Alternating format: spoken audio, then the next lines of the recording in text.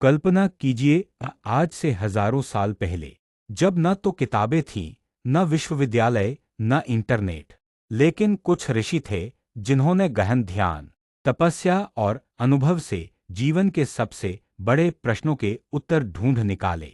उन्होंने पूछा, हम कौन हैं, यह सृष्टि क्यों है, मृत्यु के बाद क्या होता है? और इन सवालों का उत्तर उन्होंने दिया है वेदों में। आज हम बात करेंगे वैदिक दर्शन की, उस सबसे प्राचीन ज्ञान प्रणाली की जिसने न केवल भारत को बल्कि पूरी मानवता को गहराई से प्रभावित किया। वैदिक दर्शन का आधार चार वेद हैं: ऋग्वेद, यजुर्वेद, सामवेद और अथर्ववेद। इनमें सबसे प्राचीन है ऋग्वेद, जिसकी रचना लगभग 1500 ईसा पूर्व मानी जाती है। ये वेद केवल धार्मिक अनुष्ठानों के मंत्र नहीं हैं, ये ब्रह्मांड की, जीवन की और आत्मा की गहराई से व्याख्या करते हैं। ऋग्वेद के एक मंत्र में आता है, एकोहम बहुश्याम, मैं एक था, मैंने अनेक बनने की इच्छा की। यह कोई साधारण पंक्ति नहीं है, यह ब्रह्मांड की उत्पत्ति पर सबसे गहरी दार्शनिक व्याख्या है। वेदों में ज्ञान को श्रुति कहा गया, यानी जिसे सुना गया हो। यह ज्ञान ऋषियों ने ध्यानावस्था में अनुभव से पाया था, न कि किसी पुस्तक से पढ़ा। वैदिक दर्शन का सबसे केंद्रीय विचार है ब्रह्म और आत्मा का संबंध।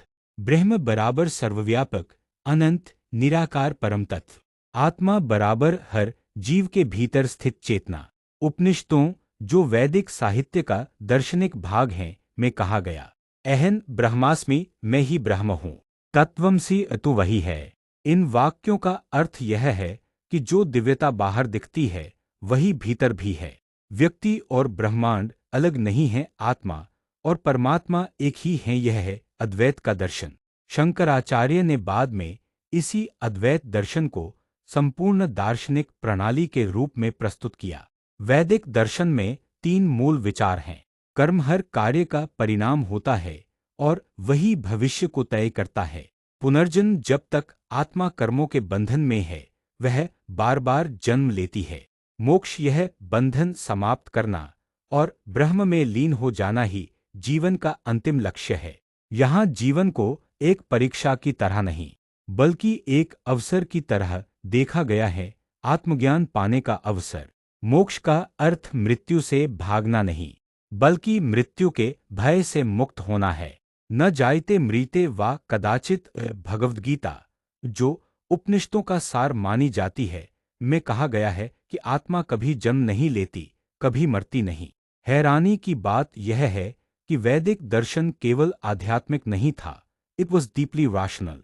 नास्ति सूक्त में कहा गया, जब न अस्तित्व था न अस्तित्व तब क्या था। यह एक कविता है, लेकिन यह प्रश्न आज के वैज्ञानिकों को भी परेशान करता है, ब्रह्मांड की उत्पत्ति से पहले क्या था। वेदों ने कभी अंधविश्वास को प्रोत्साहित नहीं किया। उन्होंने कहा, संचय करो, अनुभव करो, फिर विश्वास करो। ऋषि दृष्टा कहलाते थे, यानी जिन्होंने देखा है। उनकी दृष्टि अनुभव पर आधारित थी और उसी अनुभव को उन्होंने मंत्रों में बांधा। यह सोच, यह दृष्टिकोण आज भी वैज्ञानिक सोच के बेहद करीब है। आज की दुनिया में जहां हम तनाव, भौतिकता और पहचान के संकट से जूझ रहे हैं, वैदिक दर्शन हमें याद दिलाता है कि तुम वही हो जिसकी तुम्हें खोज है। खुशी बाहर नहीं, भीतर है। शांति उपभोग में नहीं, समझ में है। आत्मा अमर है और हर जीवन अर्थपूर्ण है। आज भले ही हमारी तकनीक आगे बढ़ चुकी हो, लेकिन हमारी आत्मा अब भी उत्तर तलाश रही है, और वैदिक दर्शन कहता है उत्तर तुम्हारे भीतर है। तो अगली बार जब आप जीवन के मायनों को लेकर उलझे हों, या जब लगे कि सब व्यर्थ है, तो एक बार इन ऋषियों की बात याद करना, जिन्होंने हजारों साल पहले कहा था, यथा पिंडे तथा ब्रह्मांडे, जैसे इस शरीर में वैसा ही ब्रह्मांड में। तुम एक छोटे से शरीर नहीं हो, तुम एक पूरा ब्रह्मांड हो। ध्यान दो, अनुभव करो और जागो। यही है वैदिक दर्शन।